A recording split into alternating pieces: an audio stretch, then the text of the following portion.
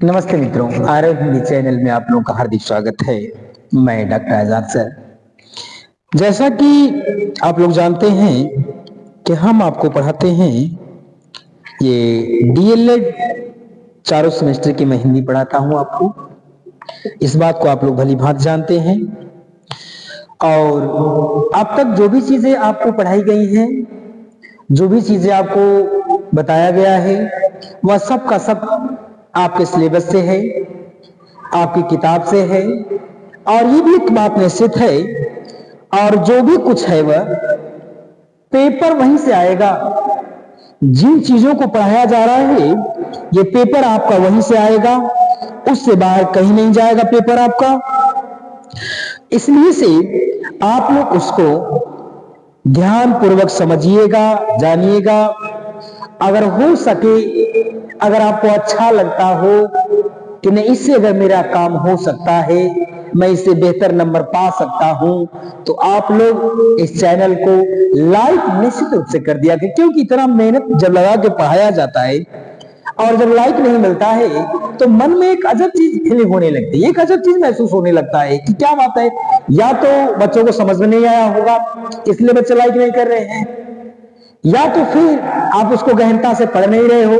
तो बहुत सी सारी चीजें हैं। तो आपके लिए अगर समय में देने का काम करता हूं तो आपसे इतना अनुरोध है, अपना निवेदन है कि आप लोग चैनल को लाइक और सब्सक्राइब और शेयर कर देने का काम करिएगा, ताकि हमको भी पता चले कि नहीं मेरा पढ़ाना और आप लोग का पढ़ना सार्थक कहीं न कहीं सिद्ध हो रहा है। तो आज तक हम लोगों ने जो कुछ पढ़ने का काम किया हुआ है उसमें तमाम प्रकार के जो लिंग थे, विशेषण शब्दों में रूप परिवर्तन के आधार पे या तमाम प्रकार जो परिवर्तन उनको आपने पढ़ा। आज एक नई टॉपिक से हम लोग परिचित होंगे जिसका नाम है अव्यय। जिसका नाम है अव्यय। कहता है आज हम लोग परिचित होंगे अव्यय किसे कहते हैं। कि इस बात को मैं बताऊं, बहुत से लोगों ने इसको सुना भी होगा, देखा भी होगा, जाना भी होगा, समझते भी होंगे, जानते भी होंगे, लेकिन इसमें बहुत विशेष रूप से ध्यान नहीं देते।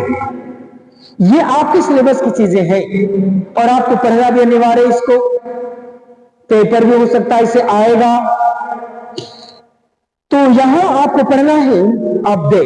तो एक सामान्य सी बात है कि कुछ भी पढ़ने से पहले उसका जो मूल अर्थ है उस मूल अर्थ को आप समझ लीजिए। जब इसमें ये लिख रखा है कि अव्यय, तो अव्यय का अर्थ क्या होता है पहले उसको ही आप समझ लीजिए। एक सामान्य लहजे में कहता और व्यय दो शब्द हैं। आप उपसर्ग कह सकते हो और व्यय मूल शब्दांश कह सकते हो।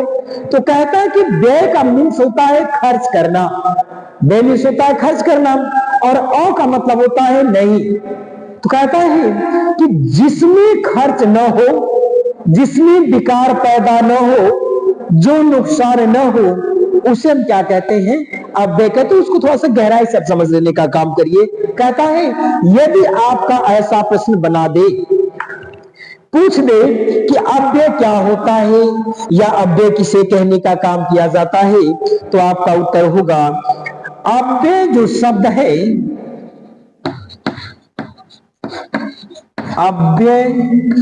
अव्यय शब्द संस्कृत भाषा का शब्द है।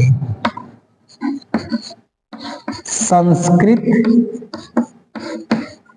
भाषा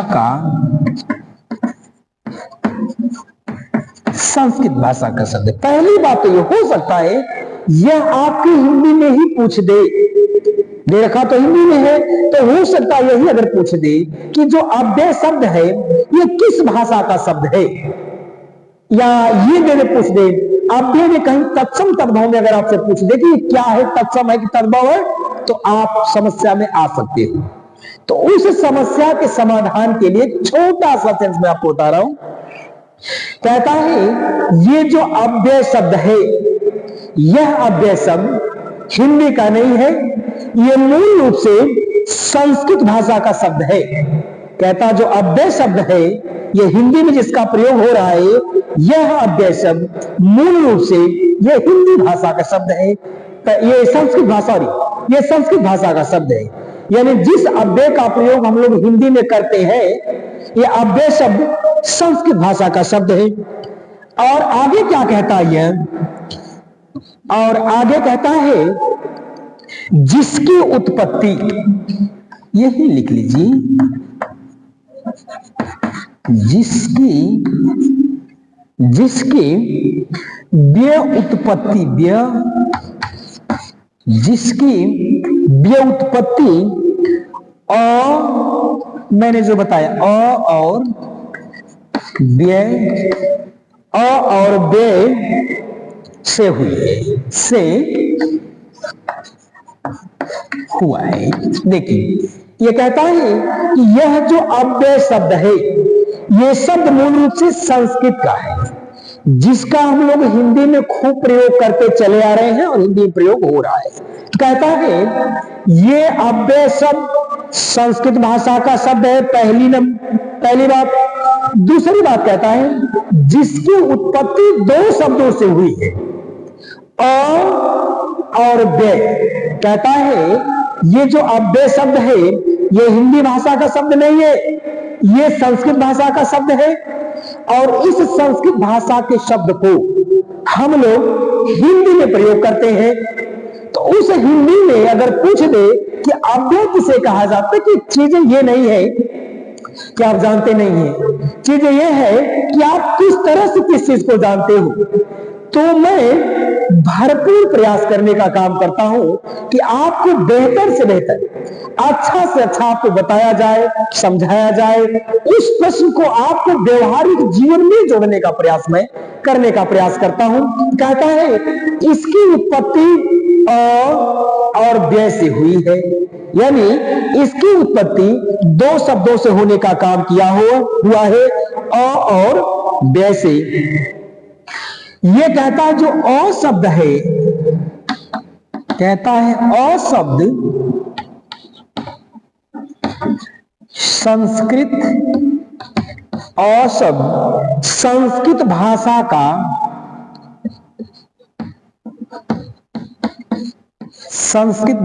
का उपसर्ग है। कहता है ये जो अ शब्द है, ये संस्कृत भाषा का उपसर्ग है, और उसमें जो शब्दांश है व्यय है।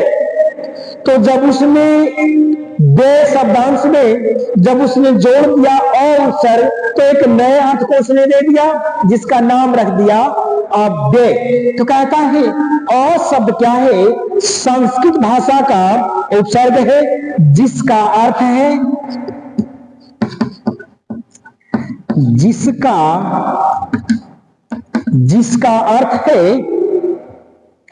जिसका अर्थ है निषेध,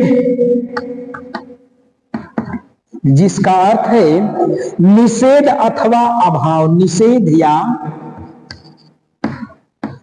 अभाव। इसको आप समझिए। इसलिए कहा है कि जो अव्यय शब्द है, इस अव्यय शब्द को हम लोग संस्कृत से ग्रहण करके हिंदी में ला दिए, और हिंदी में प्रयोग हो रहा अव्यय शब्द जो है, ये संस्कृत भाषा का शब्द है। और यह अव्यय शब्द दो शब्दों से मिलकर बना है, यानी शब्दांश है व्यय, उस व्यय शब्दांश में संस्कृत का और एक उपसर्ग है, उस उपसर्ग को जोड़ने का काम किया गया है।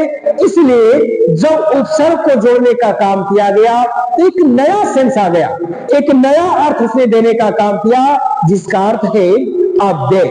तो जो अव्यय है, ये और जो शब्द लगा है व्यय में, यह संस्कृत भाषा का उपसर्ग है, और उसका अर्थ क्या होता है, निषेध अथवा अभाव। कहता है रोकना या समस्या। कहता है कि जो व्यय किया जा रहा है बेवजह का है, इसलिए बेवजह का खर्च न किया जाए, उसको रोकने का काम किया जाए। और आगे कहता है, और पुनः कहने का काम करता है, व्यय का अर्थ है, यहां पे लिखिए व्यय का अर्थ है निषेध। व्यय का अर्थ है निषेध अथवा जो अव्यय न हो, कहता है अर्थात जो अव्यय न हो उसे अव्यय, जो व्यय न हो उसे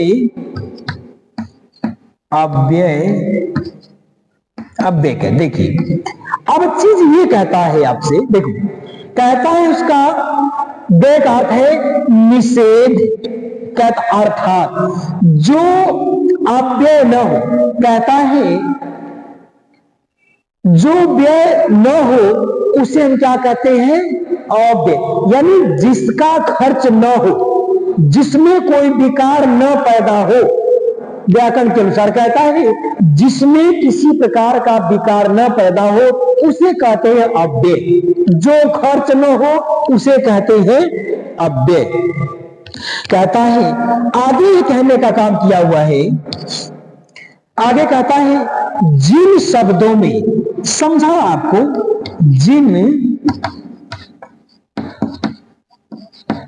जिन शब्दों में लिंग वचन विभक्ति, कहता है लिंग वचन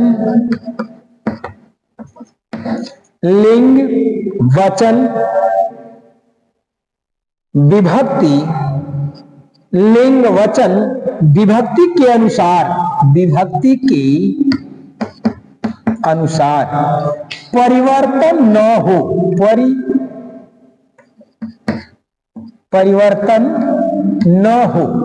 कहता है कि जिस शब्द में लिंग के अनुसार, वचन के अनुसार और विभक्ति के अनुसार, देखिए ये कहता है वे सब जिन शब्दों में लिंग के अनुसार, वचन के अनुसार और विभक्ति के अनुसार किसी भी प्रकार का परिवर्तन न हो, कोई उसमें बदलाव न हो, उसने कहा वे सब, कहता ऐसे शब्द अगर आपको कहीं मिल जाए जिसमें कोई बदलाव न हो, न लिंग के अनुसार बदलाव हो, न वचन के अनुसार बदलाव हो, न विभक्ति के अनुसार बदलाव, जिसमें कोई भी परिवर्तन न हो, वे शब्द अव्यय कहलाते। कहता है उन्हें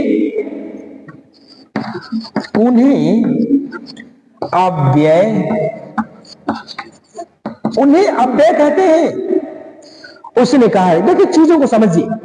पहली बात उसने कहा यदि आपको पूछ दे अव्यय क्या है या अव्यय किसे कहते हैं, तो आपका उत्तर होगा कि वे सब जिसमें किसी भी प्रकार का परिवर्तन न हो उसे हम अव्यय कहते हैं। ये तो सामान्य सा उत्तर है।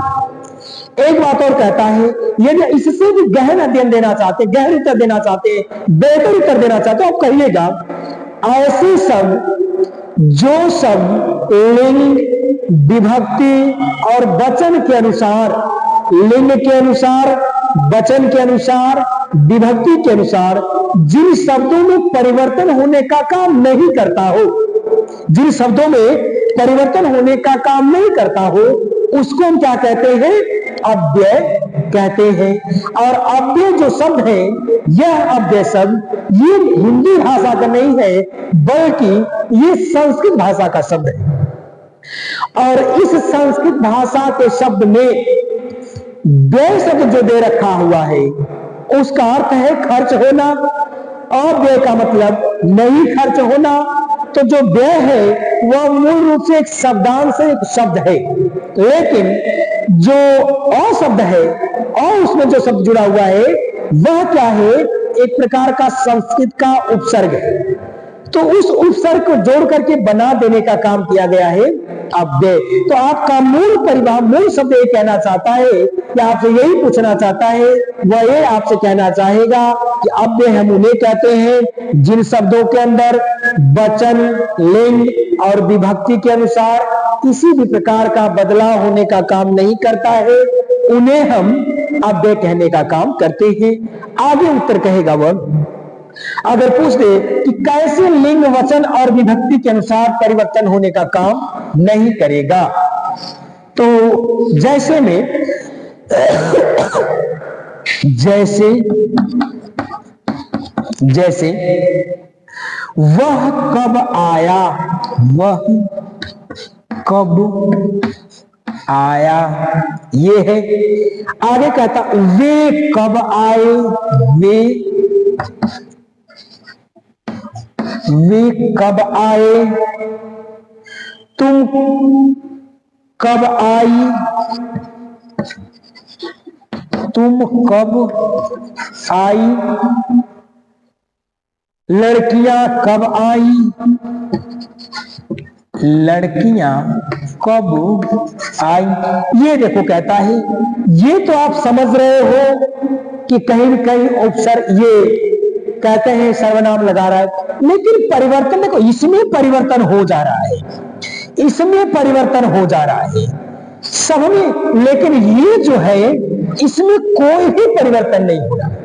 उसने कह रखा है लिंग, वचन और विभक्ति के अनुसार जब परिवर्तन होने का काम नहीं करेगा उसे हम अव्यय कहने का काम करते हैं। तो ये आपका रहा अव्यय शब्द। अब आगे एक पॉइंट और आप पढ़िए, ये रहा अव्यय। कहता है, यही भी प्रश्न को आप समझ लिए, अगर आपका प्रश्न बना दे कि अव्यय के कितने प्रकार थे, अव्यय के कितने, अव्यय के कितने,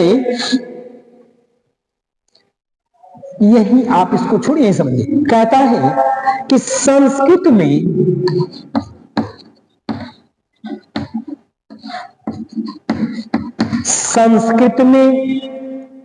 तीन लिंग, संस्कृत में तीन लिंग और तीन वचन होते हैं, तीन लिंग और तीन वचन होते हैं। कहता है कि संस्कृत में तीन, देखिए ये बहुत बड़ी समस्या, हिंदी में भी लोग प्रयोग उसका करते चले आए कि नहीं दो, ये तीन लिंग होते हैं, ऐसा नहीं है। उसने यहां चीजों को स्पष्ट किया है, स्पष्ट ये किया है कि संस्कृत में तीन लिंग होते हैं। कौन कौन भाई? स्त्रीलिंग, पुल्लिंग और नपुंसक लिंग। उसने स्पष्ट किया है कि संस्कृत में तीन लिंग होते हैं और संस्कृत में तीन वचन भी होता है, एक वचन, दो वचन और बहुवचन। लेकिन कहता है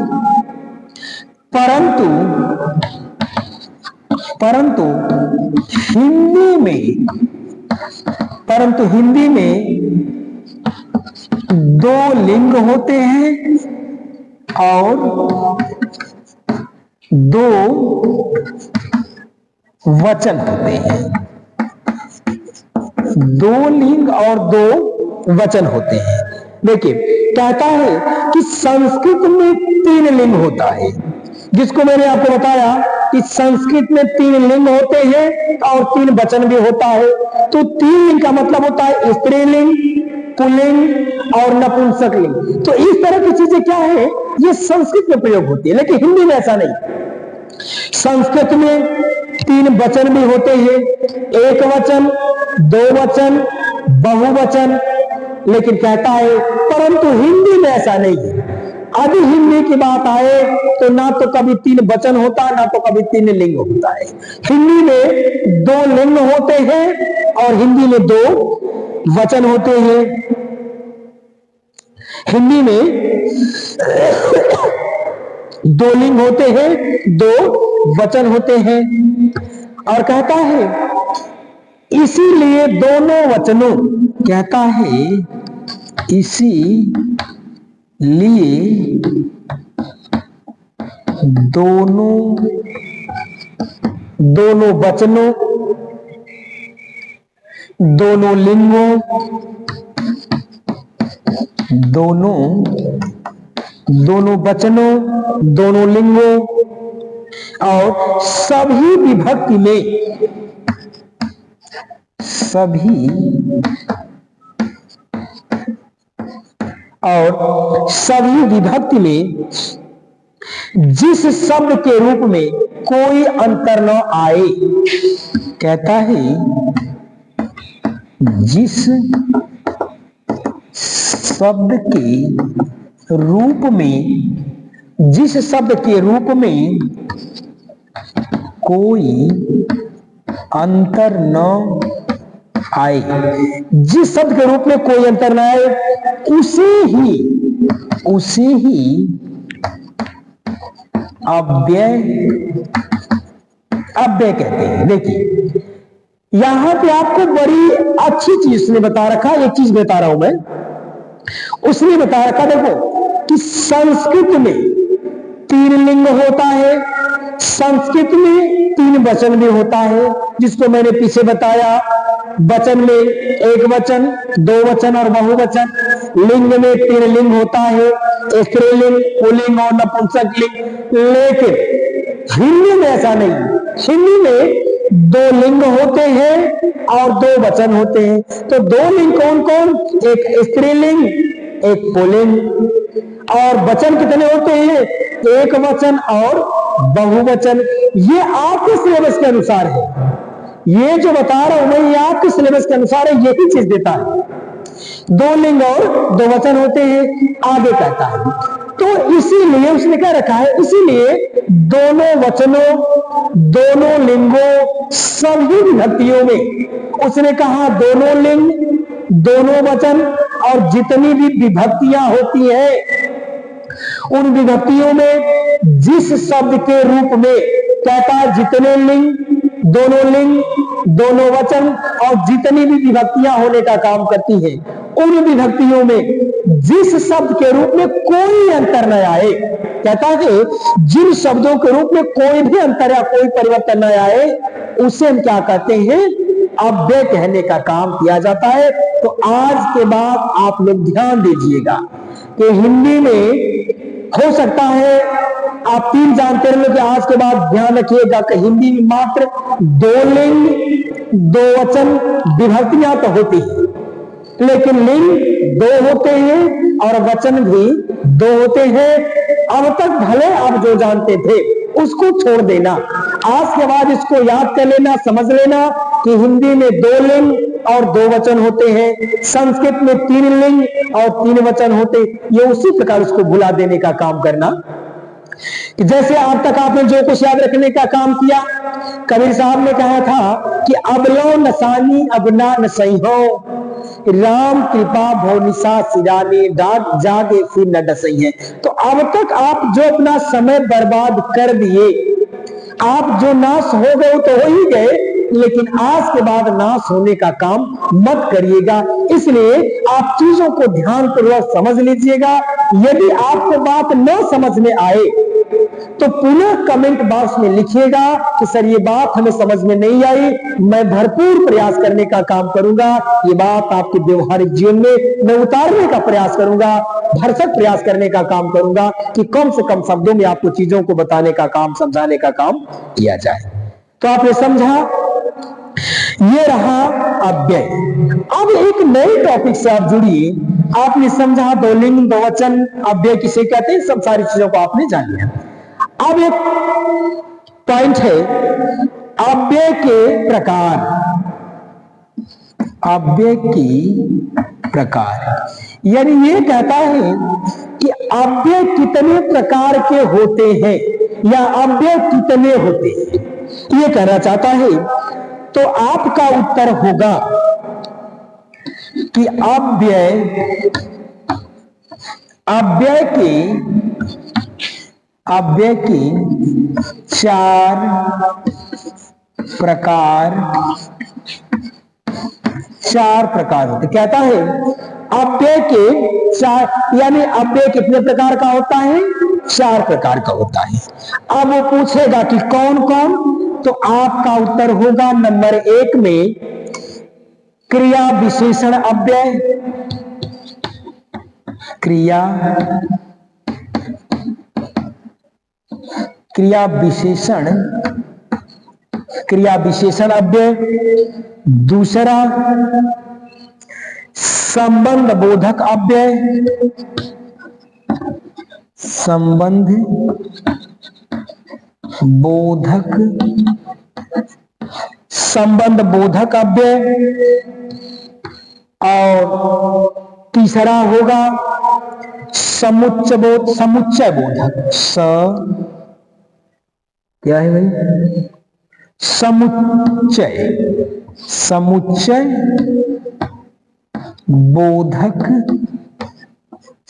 बोधक अव्यय।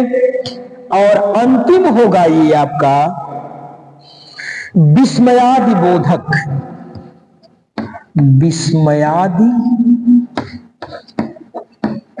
बोधक अव्यय। ये देखिए, ये कहता है कि अव्यय कभी भी यदि आपका प्रश्न बना दे हिंदी में कि अव्यय कितने प्रकार के होते हैं, तो आपका उत्तर होगा कि अव्यय 4 प्रकार के होते हैं। यदि आपसे पूछ दे कि कौन कौन, तो आपका उत्तर होगा क्रिया विशेषण अव्यय, दूसरा संबंध बोधक अव्यय, तीसरा समुच्चय बोधक अव्यय, और चौथा है विस्मयादि बोधक। जहां पे विस्मय, आश्चर्य पैदा हो, वहां पे विस्मयादि बोधक संबंध होने का काम करता है। तो ये 4 प्रकार के आपके अव्यय होने का काम करते हैं। तो जैसे मैं आपको पहला एक अव्यय आपको पढ़ाने की कोशिश करूंगा, जिसका नाम है क्रिया विशेषण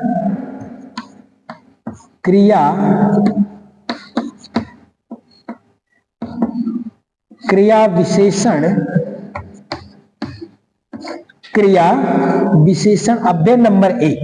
कहता है, ये पहले को आप पढ़िए कि क्रिया विशेषण, यानी उसने ये कर रखा है ना कि क्रिया विशेषण अव्यय का ये मतलब, अव्यय तो आप समझ रहे हैं कि जो खस नहीं हो वो अव्यय है। यहां कहता है क्रिया का विशेषण। मैंने पीछे बताया है विशेषण किसे कहते हैं, विशेष्य किसे कहते हैं, विशेषता किसे, सारी चीजों को मैंने आपको अवगत करा दिया है। यहां क्या रखा है, आपको क्रिया का विशेषता जानना है। देखिए यहां पे स्पष्ट कर रहा है क्रिया विशेषण अव्यय, जो क्रिया है उस क्रिया की विशेषता में जो अव्यय, उसी को ही तो समझना आपको है। तो क्रिया विशेषण जो अव्यय है वह कहता है, यदि ये प्रश्न आपका आए तो आपका उत्तर होगा जो अव्यय शब्द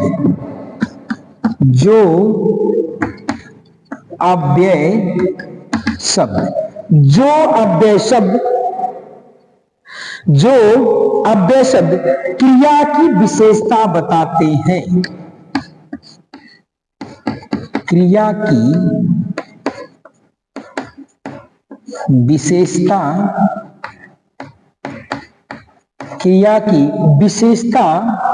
बताते हैं, क्रिया की विशेषता बताते हैं, उन्हें क्रिया विशेषण कहते हैं, उन्हें क्रिया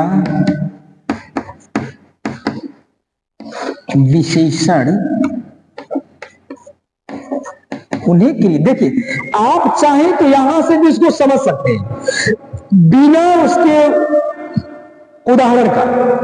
उसने कहा कि जो अव्यय शब्द, कहता है ऐसे अव्यय शब्द कि जो अव्यय शब्द क्रिया की विशेषता को बताए। जैसे सामान्य सी बात है, मैं जो क्रिया कर, मैं हर व्यक्ति कुछ ना कुछ क्रिया करता है, तो मैं आपको जो पढ़ा रहा हूं मेरी क्या है, ये क्रिया है, और मेरी क्रिया की विशेषता क्या है, अच्छा होगा बुरा होगा, यही चीज बता रहा आपको। क्या रखा है कि जो अव्यय शब्द क्रिया की विशेषता को बताते हूं, यानी जहां पर भी क्रिया की विशेषता को बताया जाए उसे क्रिया विशेषण कहते हैं।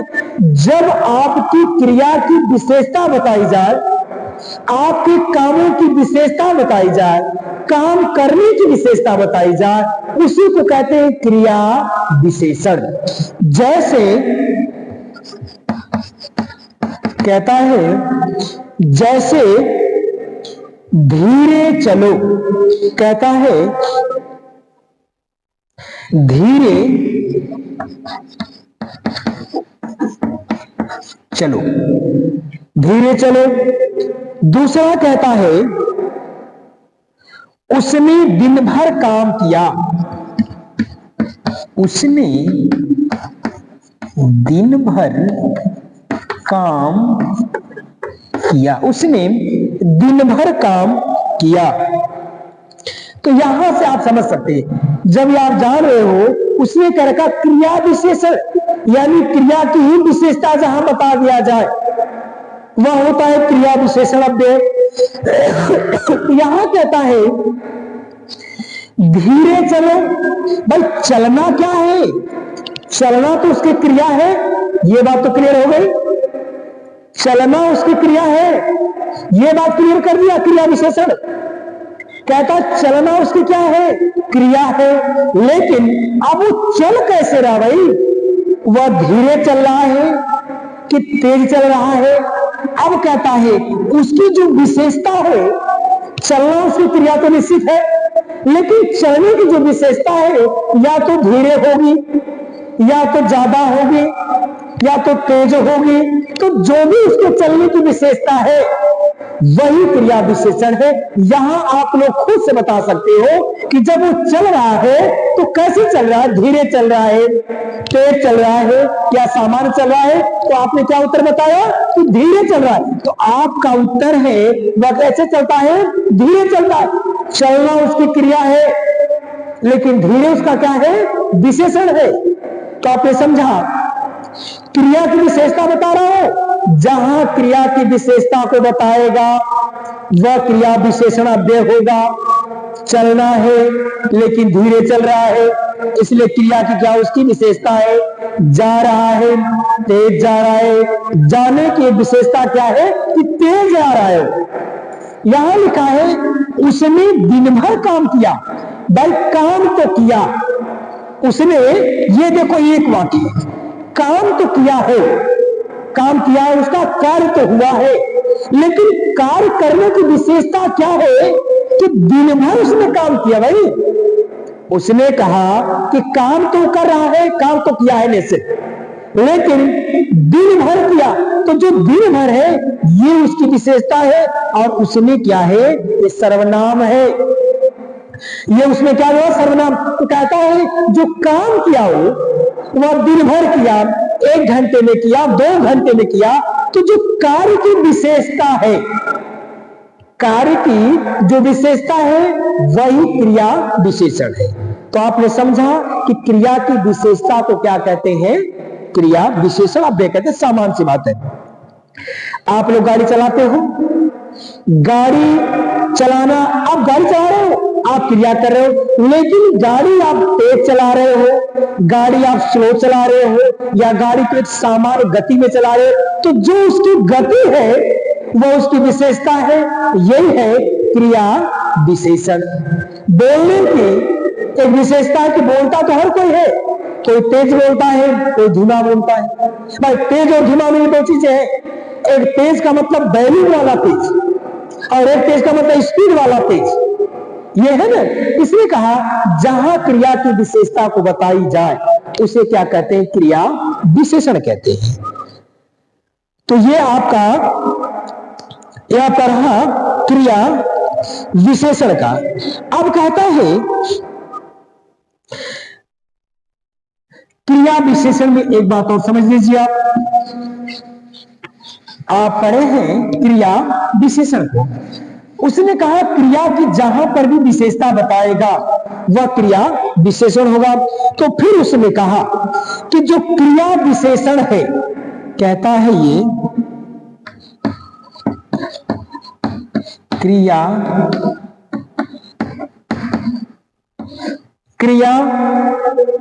कहता है क्रिया विशेषण शब्द, क्रिया विशेषण शब्द काल,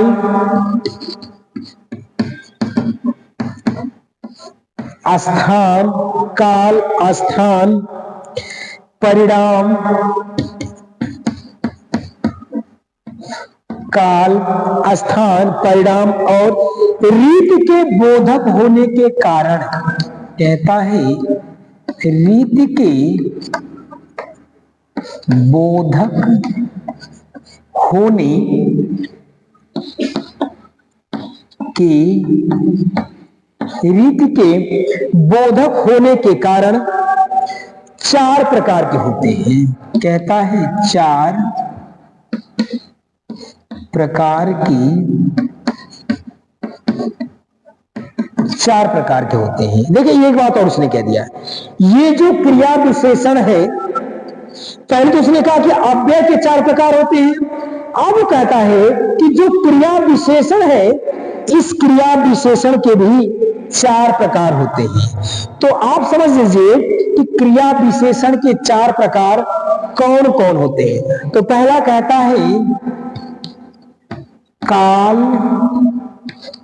कालवाचक क्रिया विशेषण।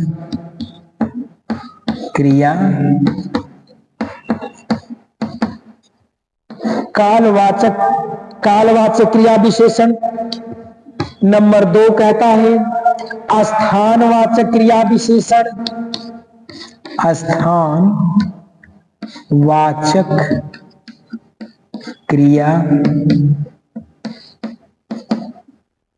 स्थानवाचक क्रिया विशेषण।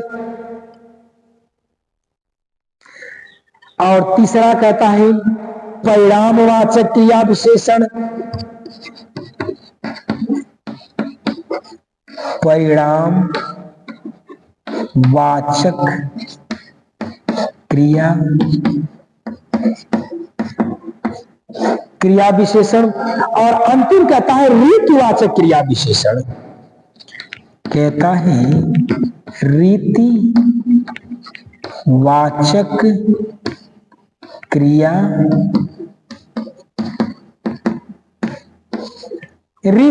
क्रिया विशेषण।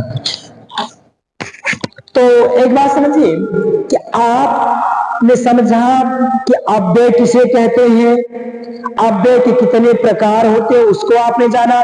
जब उसने बताया कि अव्यय के 4 प्रकार होते हैं, क्रिया विशेषण अव्यय, संबंध बोधक अव्यय, समुच्चय बोधक अव्यय और विस्मयादि बोधक अव्यय, आपने 4 अव्यय को जान लिया।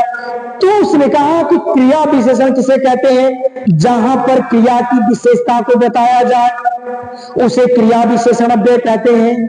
फिर उसने कहा कि क्रिया विशेषण अव्यय के भी कितने प्रकार होते हैं, 4 प्रकार होते हैं। कौन कौन? कालवाचक क्रिया विशेषण, स्थानवाचक क्रिया विशेषण, परिणामवाचक क्रिया विशेषण और रीतिवाचक क्रिया विशेषण। तो आज की कक्षा के लिए इतना ही। अगली कक्षा में पुनः मुलाकात होने का काम करेगी। तब तक के लिए धन्यवाद। जय भारती, जय विद्यार्थी।